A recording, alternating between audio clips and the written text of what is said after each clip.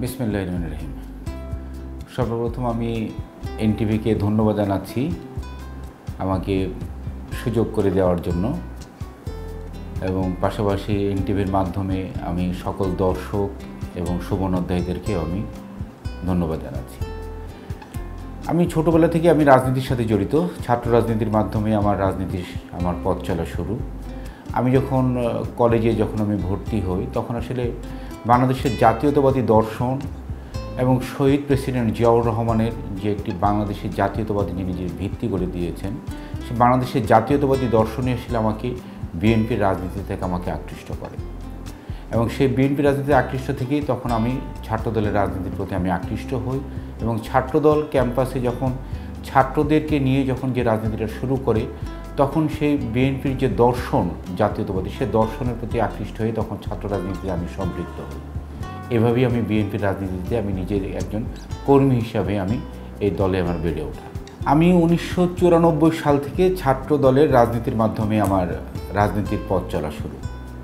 আমি সর্বপ্রথম 1994 সালে আমি তখন গুলশান থানার 18 নম্বর ওয়ার্ড ছাত্রদলের আমি প্রতিষ্ঠাতা সাধারণ সম্পাদক হিসাবে আমি রাজনীতি শুরু করি।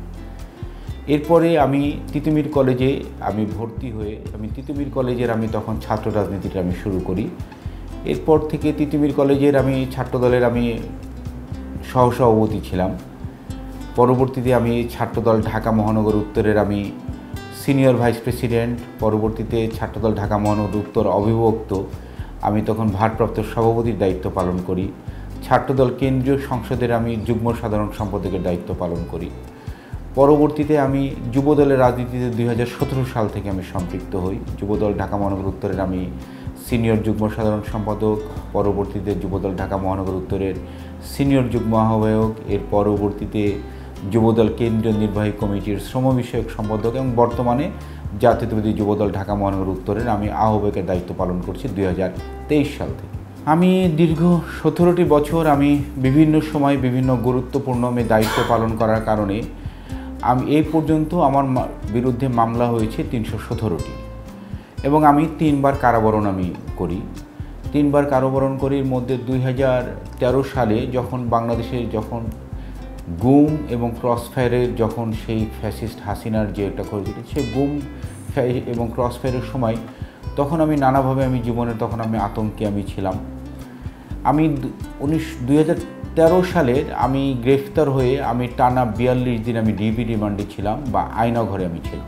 42 দিন আমার উপরে অমানসিক নির্যাতন করা হয়, এবং তখন আমাকে এমনভাবে অমানসিক নির্যাতন করা হয়, তখন দেখা গেছে তখন পঙ্গুত্ব হয়ে যায়। এবং এর পরবর্তীতে শুধু সেটা না, আমার পুরো পরিবার তখন পুলিশের নানা ধরনের হয়রানির শিকার হয়। আমাকে না পেয়ে আমার বাড়িতে গিয়ে আমার বাবাকে গ্রেফতার করে, এবং শুধু সেটাই না, আমার বয়োবৃদ্ধ দাদা, তাকেও একবার গ্রেফতার করতে গিয়েছিল। পরবর্তীতে গ্রামবাসীর প্রতিরোধের মুখে তখন তারা আমার দাদাকে আর গ্রেফতার করতে পারেনি। এইভাবে নানা ধরনের শিকার হই। সর্বশেষ 2023 সালের 28 অক্টোবর, যেদিন আমাদের পল্টন ময়দানে বিএনপির যে মহাসমাবেশ ছিল, সেই যে মহাসমাবেশে মাফিয়া ফ্যাসিস্ট হাসিনার লেলিয়ে দেওয়া বাহিনী সে আমাদেরকে মহাসমাবেশকে ভণ্ডুল করেছিল, তখন সেই দিন আমার শরীরে 71টা রূপ তখন কিন্তু স্প্লিটার আমার শরীরে বিদ্ধ হয়। আমি তখন ওই দিন অধমৃত অবস্থায় ফিরি।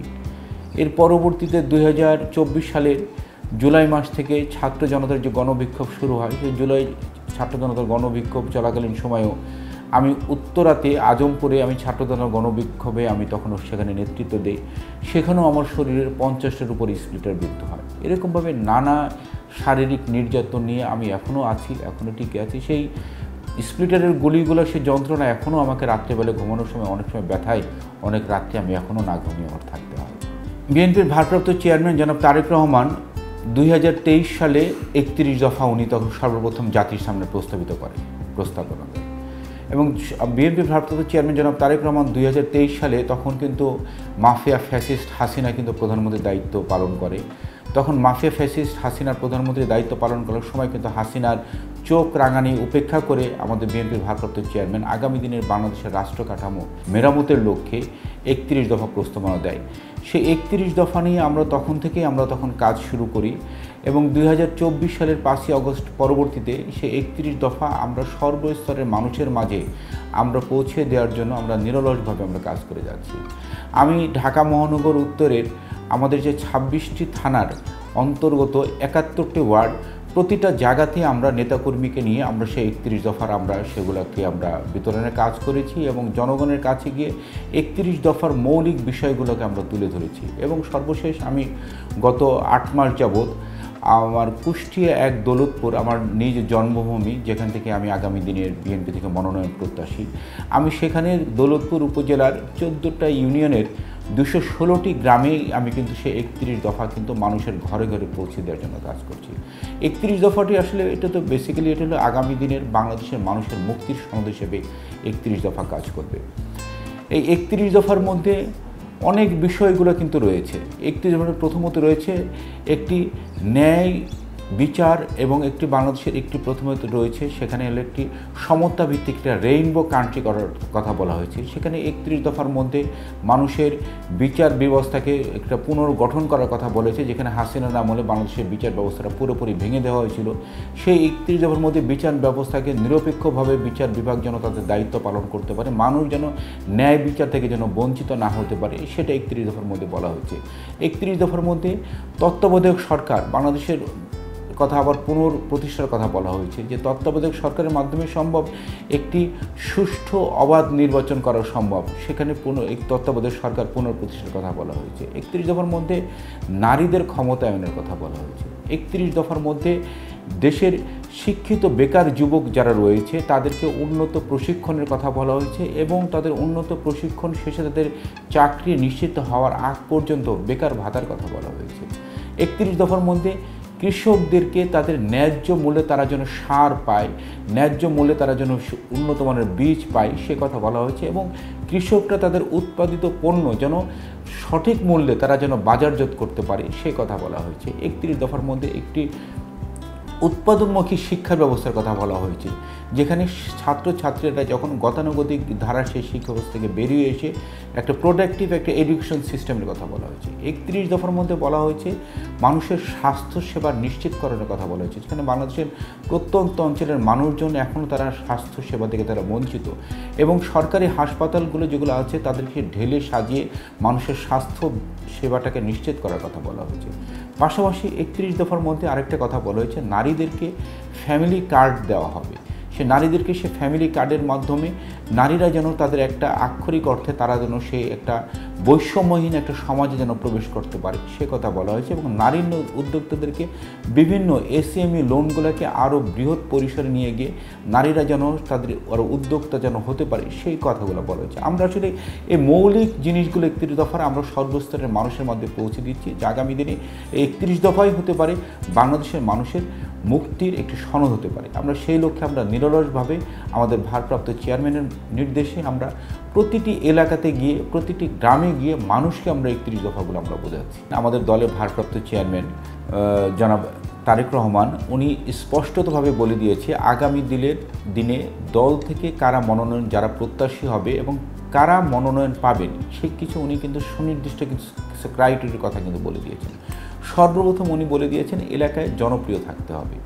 দ্বিতীয় হচ্ছে বিগত 17 বছর মাফিয়া ফ্যাসিস্ট হাসিনার আমলে যে আন্দোলন হয়েছে সে আন্দোলনে রাজপথ থেকে তাকে নেতৃত্ব দিতে হবে এবং তার সক্রিয় অংশগ্রহণ সেটা তাকে সুনিশ্চিত হতে হবে এবং তৃতীয়ত এলাকাতে তার একটা স্বচ্ছ ইমেজ থাকতে হবে, ক্লিন ইমেজের প্রার্থীদেরকে অগ্রাধিকার দেওয়া হবে। এই সমস্ত কিছু মিলিয়ে আগামী দিনে বিএনপি মনোনয়ন যাচাই বাছাই করবে।